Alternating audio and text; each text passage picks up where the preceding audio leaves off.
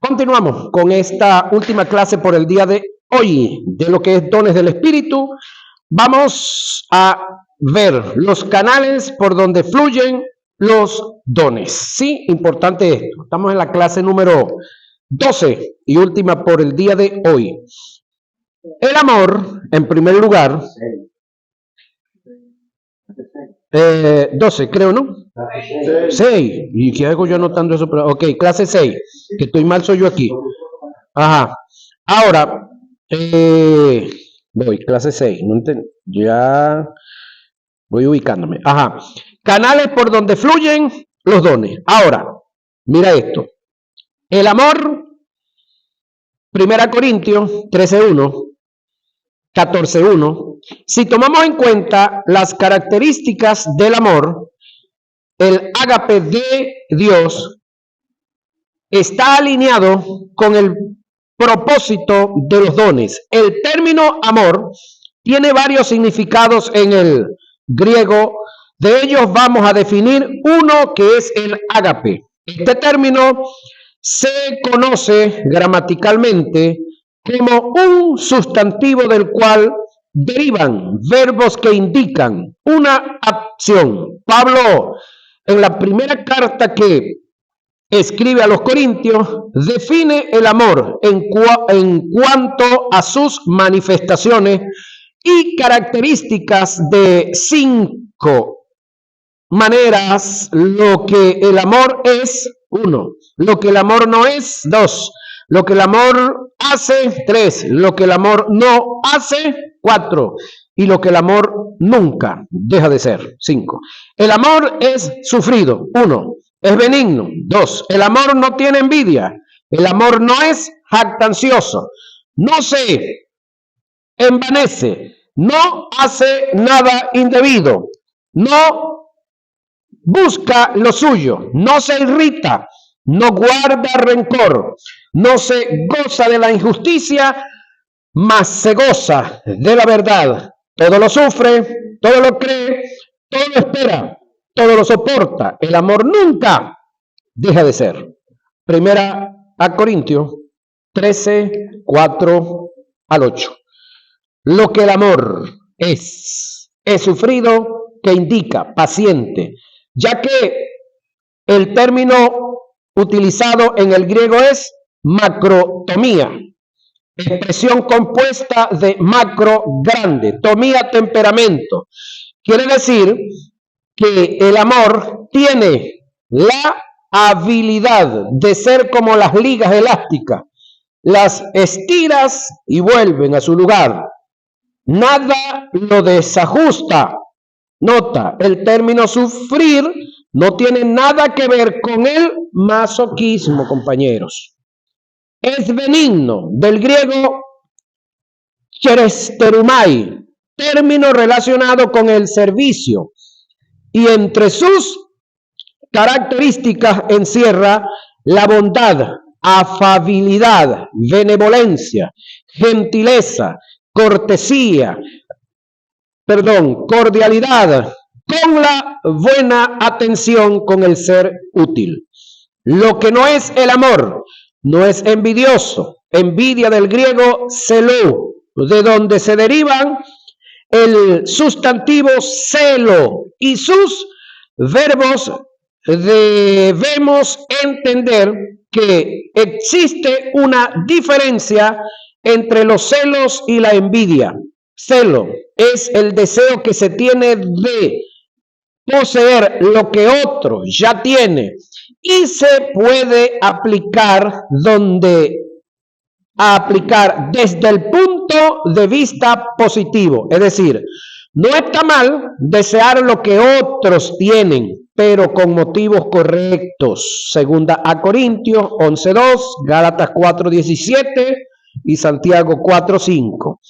El celo, desde el punto de vista negativo, te puede conducir a la envidia. Hechos 7:9, Romanos 10:2. El celo se conoce también como el no compartir lo que se tiene. El celo, desde el punto de vista negativo, también te puede conducir al egoísmo y a la violencia. Santiago 3:16. Porque donde hay celos y contención, allí hay perturbación y toda obra perversa. Santiago 3:16. Se puede celar positivamente con motivos correctos. Juan 2:17. Jesús tuvo celo por el templo. También hay cosas que Dios nos da y debemos cuidarlas con mucho celo. No las debemos compartir. Envidia es el sentimiento negativo de disgusto producido por ser testigo y oír de la prosperidad de otro. Es desear lo que otros tienen, pero no queriendo que ellos lo tengan. Santiago 4:1 y 3.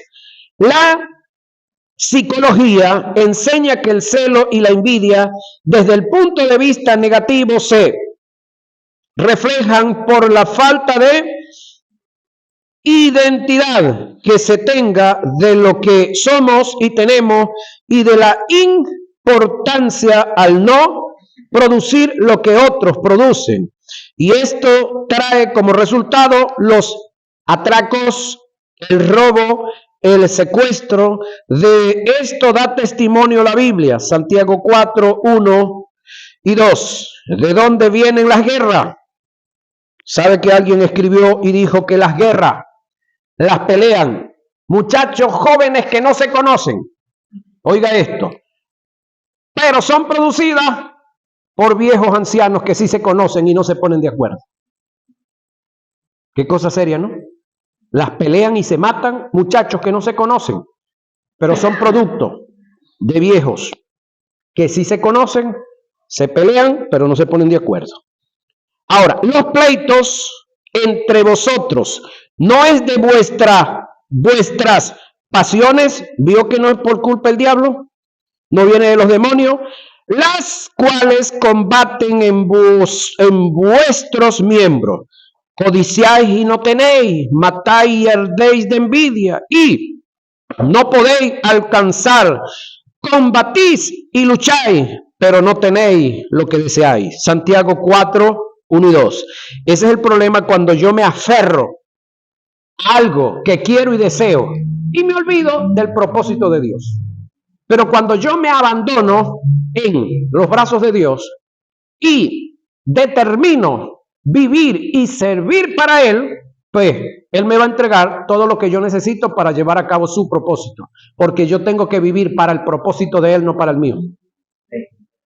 Ahora, cuando estamos identificados con lo que somos y tenemos en Jesús y conocemos el potencial con el cual contamos y lo ponemos a producir, no hay lugar para la envidia ni para el celo. Nunca olvides que la manifestación de un don no es para producir rivalidad ni celo. Esto está en contraste con el carácter de Dios. No es jactancioso, del griego perperumai. Está relacionado con el ser fanfarrón, charlatán. Se aplica a alguien que se alaba a sí mismo con el fin de sobreponerse y humillar a los demás. Es el tipo de persona arrogante, soberbia, todo lo contrario a la humildad. El que ama con el ágape de Dios no cae en este terreno. La jactancia te lleva al envanecimiento. Lo que no hace el amor, oiga, no hace nada indebido. El término en griego es adgemoneo, que indica indecoroso. Cuando se lee el texto original dice, el amor, oiga, no actúa indecorosamente, es decir, no hace nada vergonzoso, deshonroso, indecente. Indica que el amor tiene el respeto por el prójimo, impulsa a todo lo que es propio y decente en la vida y salva de todo lo impropio e indecente. Es decir, el amor no hace nada indebido. Entonces, cuando yo danzo con amor, no debo hacer nada indebido. No debo tirar manazos, pescozones y empujones a los demás y fracturarle parte de su cuerpo, ni golpear por la nariz como a un amigo mío que lo golpearon y le sacaron el chorro de sangre. ¿Sí? Cuando las cosas vienen de Dios, tienen prudencia. Todo lo hacemos con decencia, porque vienen de la fuente del amor. Amén. No busca lo suyo. El amor cristiano es directamente opuesto a la búsqueda de lo suyo. El egoísmo y el amor no pueden convivir en el mismo espíritu humano. El amor no puede hallar su felicidad a expensa del fracaso de otros. El amor motiva al cristiano a buscar el bienestar de otros, aun a costa de trabajo, abnegación y sacrificio personal. El amor y el egoísmo no son compatibles, señoras y señores. No se irrita, del griego parosumo. No irritarse está íntimamente ligado con no dejarse provocar ira o provocar a ira. Está relacionado con el dominio propio. Es el tipo de amor que produce en quien lo posee la capacidad de no enardecerse o exasperarse. El amor no es quisquilloso ni hipersensible, no se ofende con facilidad. Solo el amor puede superar los insultos, ofensas, agravios, censura que puedan presentarse en nuestro diario andar. No guarda rencor. Leyéndolo del texto original, lo describe de la forma siguiente: el amor no toma en cuenta el mal, el cual guarda relación con el rencor. El término guardar del griego es logistesi. Significa tomar en cuenta, cargar, calcular, registrar para ejecutar la venganza. El amor no acumula. El amor tiene la fuerza para perdonar hasta el mayor de los errores y los males que se hagan en contra de quien, oiga, posee este amor. El amor no acredita malas intenciones a otros. Nota, debemos entender que perdonar no es olvidar. Perdonar tiene que ver con no tomar en cuenta lo que te hicieron. Aunque lo recuerdes, perdonar viene como producto de librar una lucha interna a causa de los recuerdos negativos y desagradables. Si perdonar es olvidar, no se llamaría perdón, porque ¿cómo podemos perdonar lo que no recordamos? El perdón está en tener la capacidad de no tomar en cuenta los agravios cuando venga el recuerdo. Perdonar es pasarlos por alto. No se goza de la injusticia. Oiga, según el comentario bíblico de Acón, lo que Pablo quiso decir fue: el amor no se goza de ninguna clase de mal. Esto indica que el amor no participa en ningún pecado personal o acciones injustas. No se regocija ni participa en los vicios de otros. El amor no siente placer cuando otros son culpables de un crimen. El amor nunca siente satisfacción por el hecho de que otros caigan en alguna falta. El amor y la verdad van tomados de la mano. Quien posee el amor de Dios no puede ser neutral o indiferente ante la injusticia. Más bien se alegra de la justicia y se abraza a la verdad. Lo que hace el amor. Vamos a ver qué es lo que hace el amor.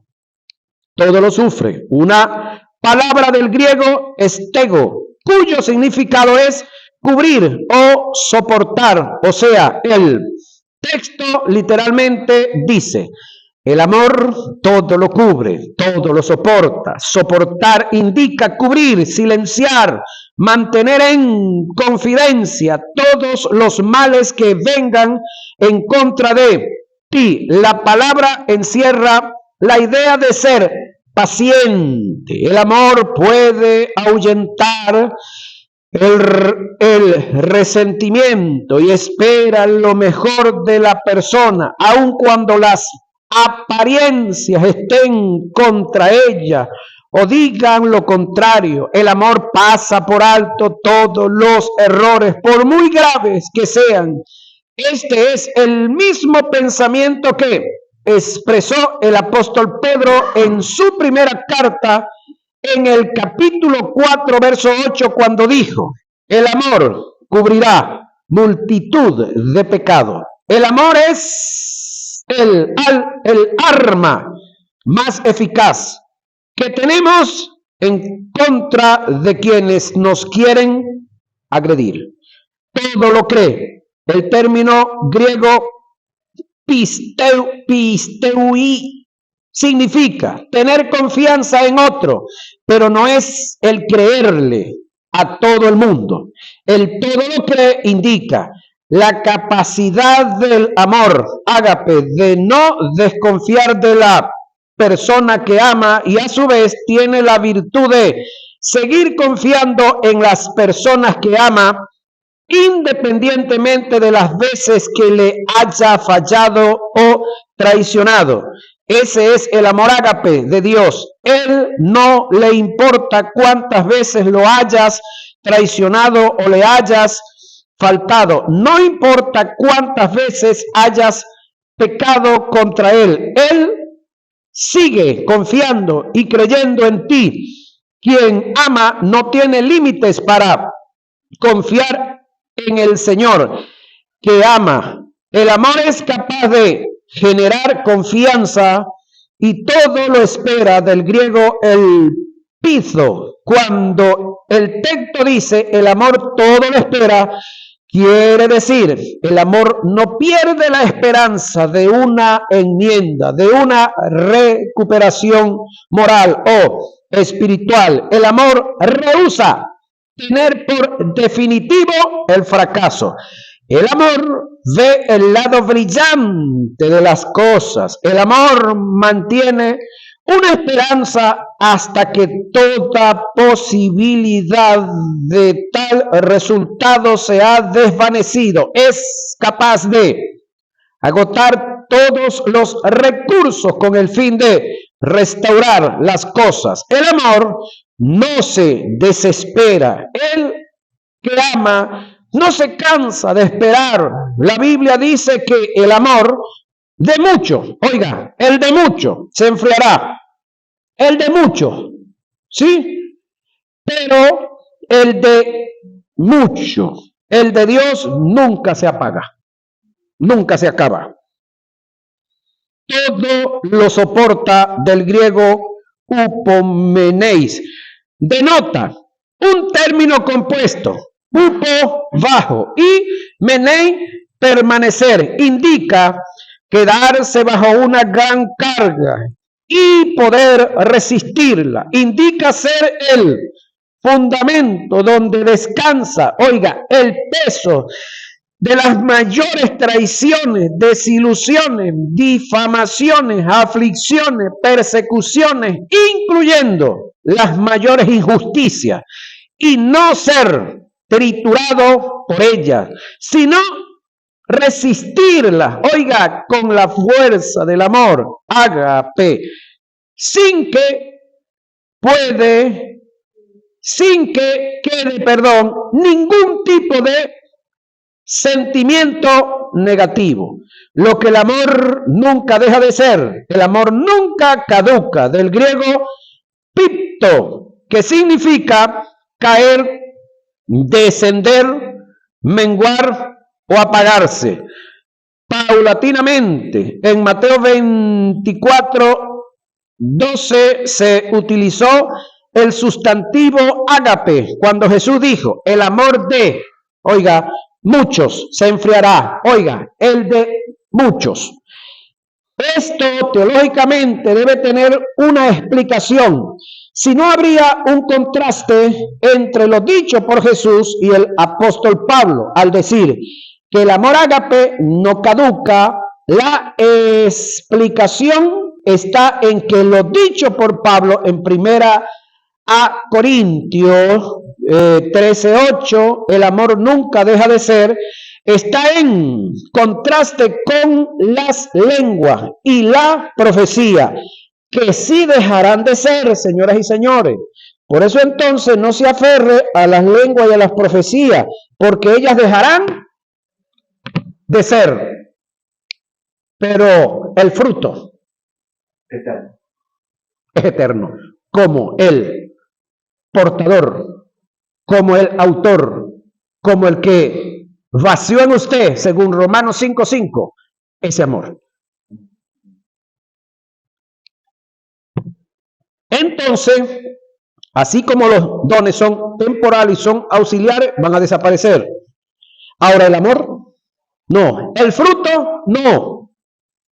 Entonces, la profecía se acabará, sí, y dejarán de ser las lenguas, ya que la nueva vida tendrá su fundamento en el amor y la justicia, no en ningún tipo de don espiritual.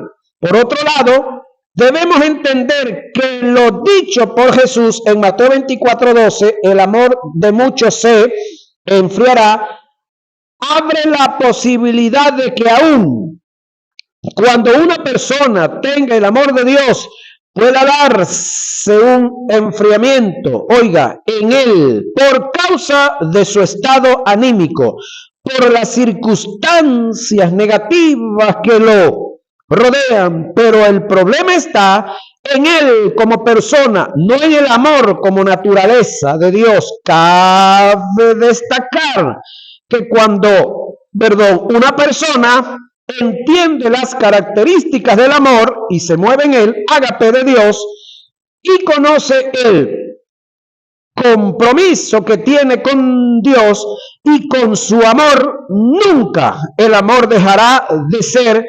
inoperante en él. La fe es otro. Nunca el temor y la duda deben tomar control cuando se recibe de Dios la manifestación de un don.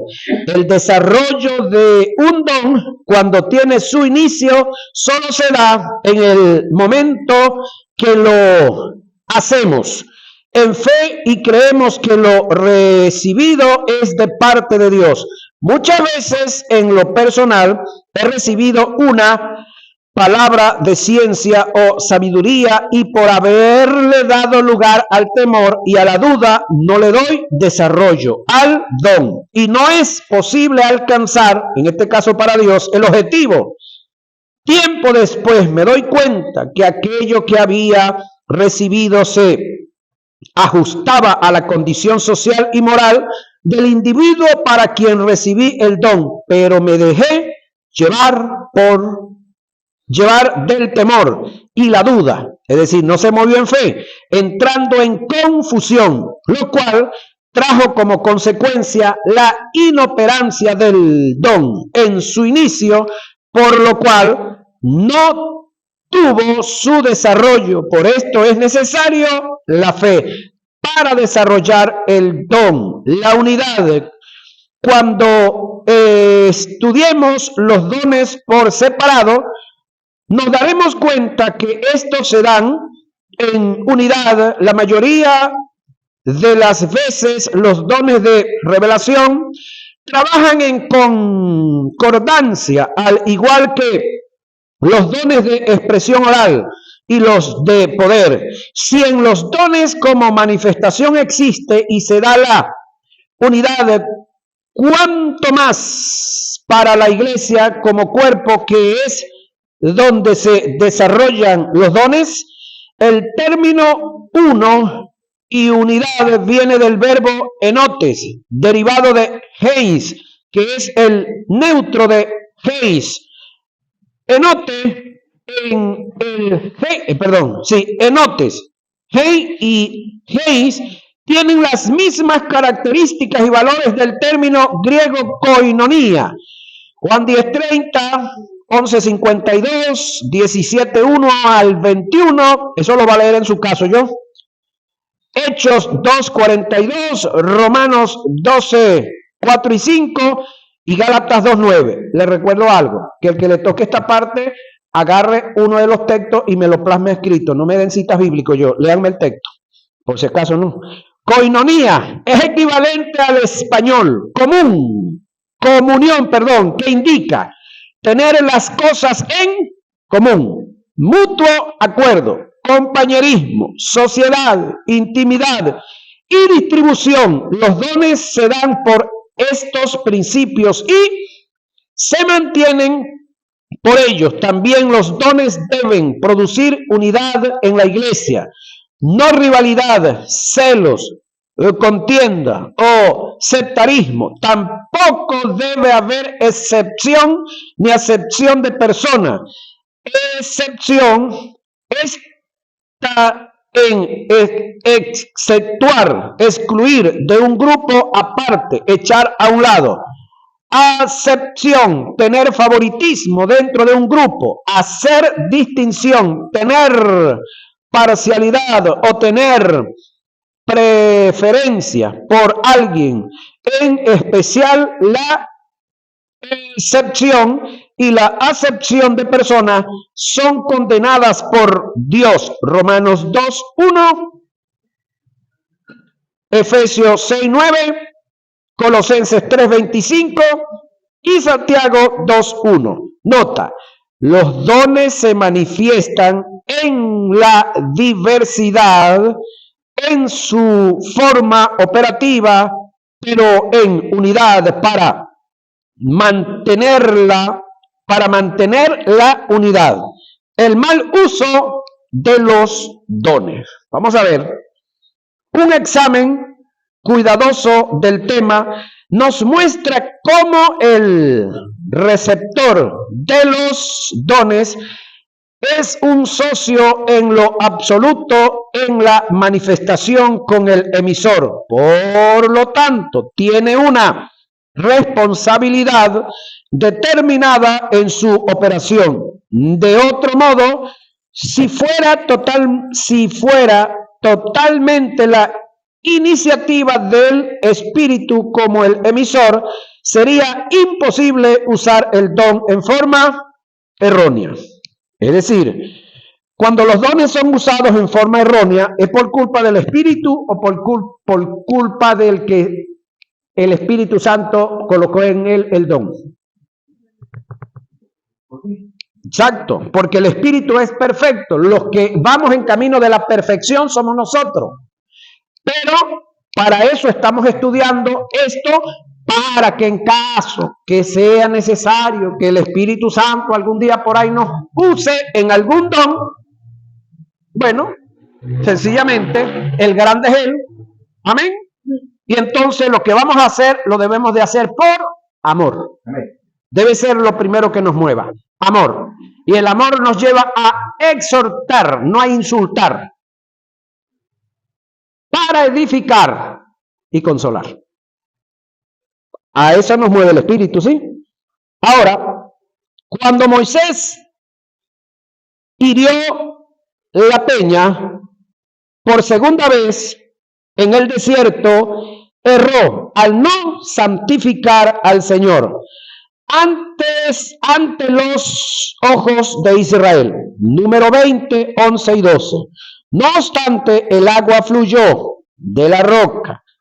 La fe de Moisés hizo que el milagro ocurriera, aun cuando le había dado mal uso al don de fe, al no santificar al Señor ante los ojos de Israel, mientras ejecutaba el milagro. ¿Qué es no santificar al Señor? Es decir, ¿por qué el que escribe dice que Moisés no santificó al Señor? Porque Dios le dijo a Moisés que llamara al pueblo y viniera ante su presencia, ante la roca, porque iba a salir agua de la roca. Y le dijo, háblale. Y Moisés, como estaba el más manso de todos los del Antiguo Testamento, el semejante a Cristo, estaba obstinado, estaba amargado, no le habían batido el chocolate, no le batieron la avena en la noche, entonces no sé qué pasó. El problema está que hay dos maneras de pecar, señoras y señores. Solamente contra Dios se peca de dos formas. Se peca contra su santidad y se peca contra su autoridad. Pecado es pecado. Pero cada uno de estos tienen consecuencias diferentes. El pecar contra su santidad, el caso de David, ¿lo llevó a perder el reino? No. ¿Lo llevó a perder la familia? Pudiéramos decir sí y no. ¿Quiere que le diga? Él tenía la familia perdida. Lo que hizo fue manifestar lo que había en la casa. Lamentablemente, se manifestó lo que había.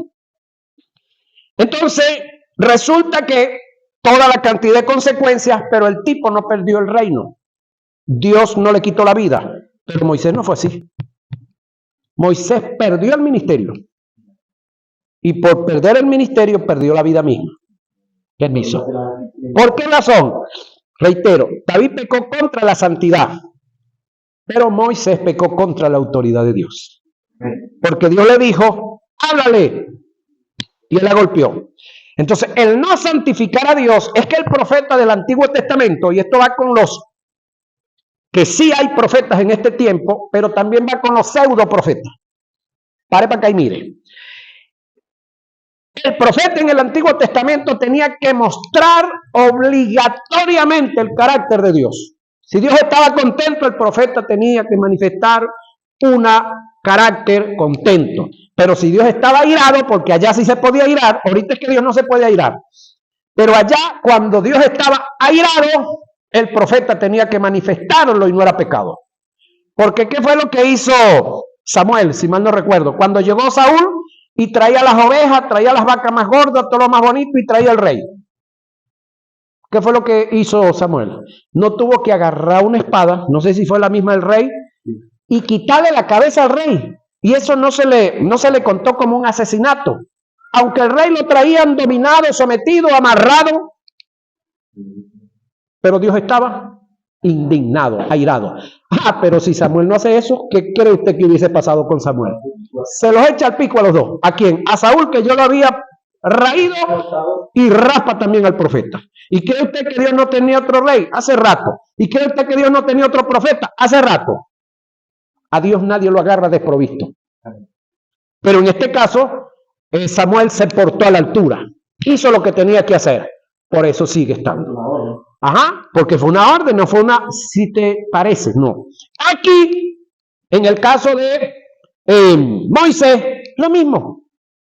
La primera vez golpeó la roca porque le dijeron que la golpeara.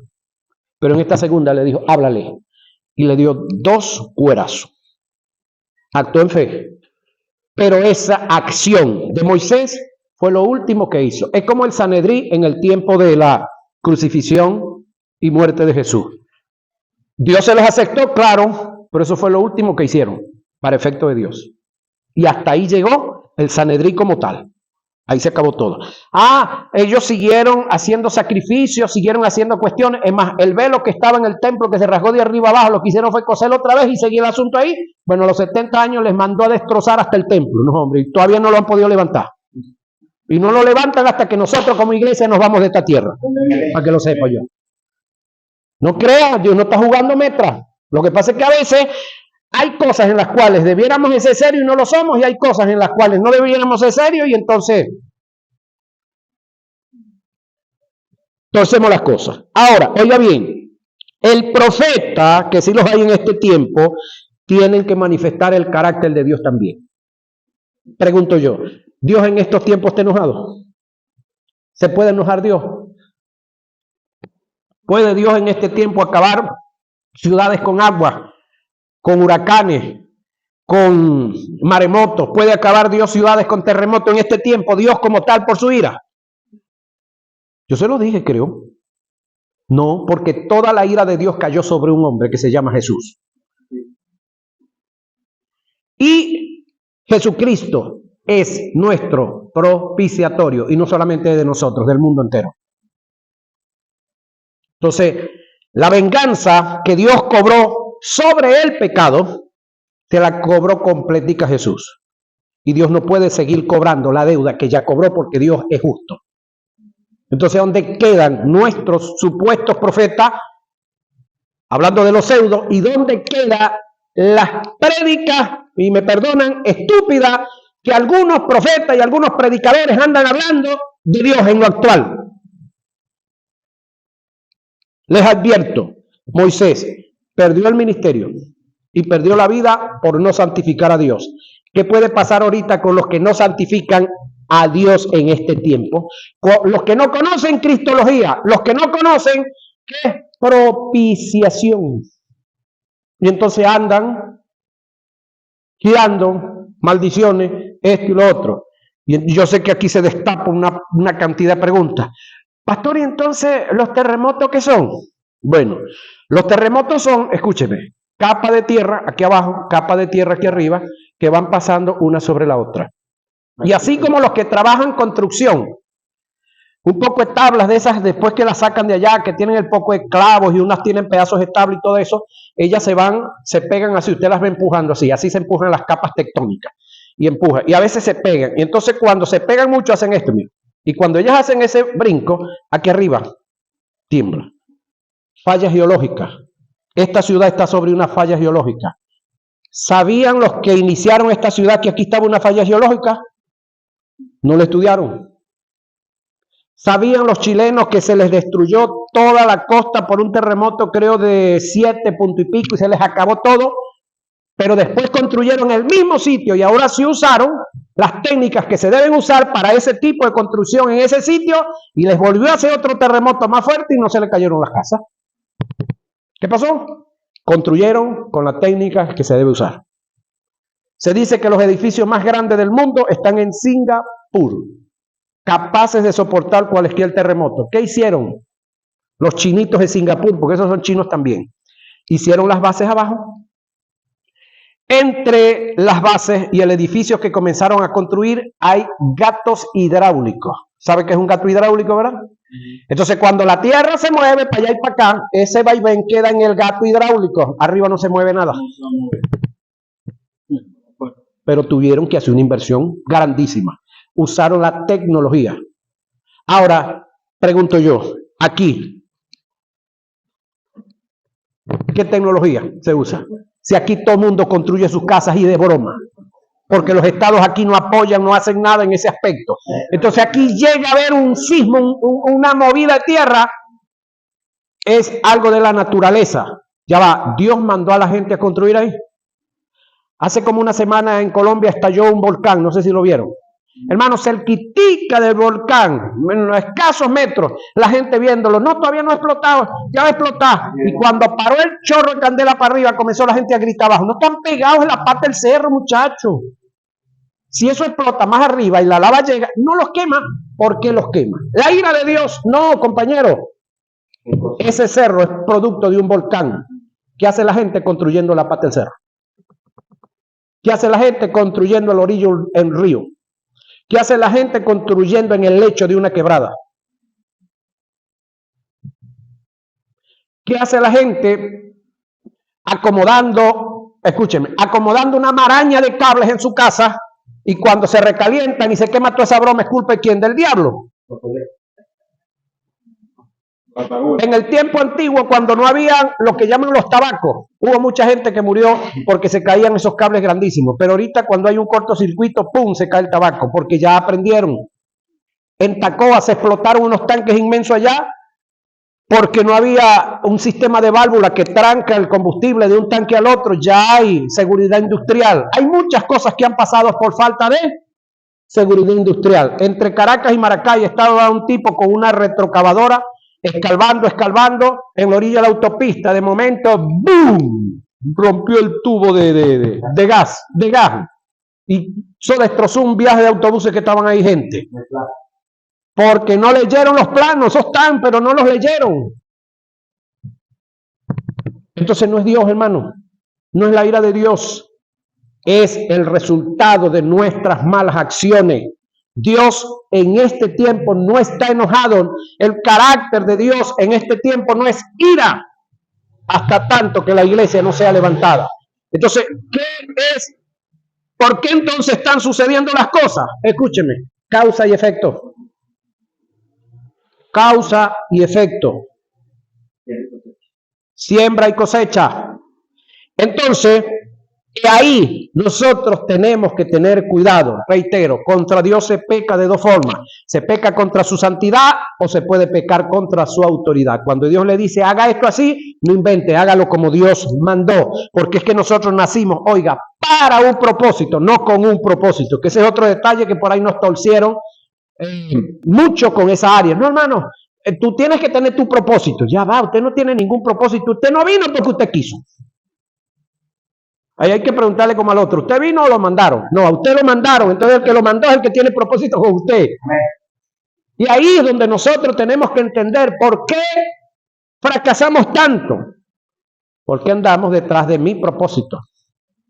Y me he olvidado del propósito del que me dio la vida y que me llamó al evangelio y me santificó. Amén. Amén. Entonces, creo que esto lo vamos a tener que dejar por aquí porque creo que el tiempo se nos fue. Recibí una señal por ahí. Vamos a ver. Sí, casi. Vamos a ver hasta dónde. No me da tiempo. Vamos a tener que quedarnos en la página 17. El mal uso de los dones. Ya vimos aquí el mal uso que le dio ¿quién? Moisés. Ajá. Entonces, la que viene sí es la clase 7, ¿verdad? Página 17, clase 7. Bendiciones.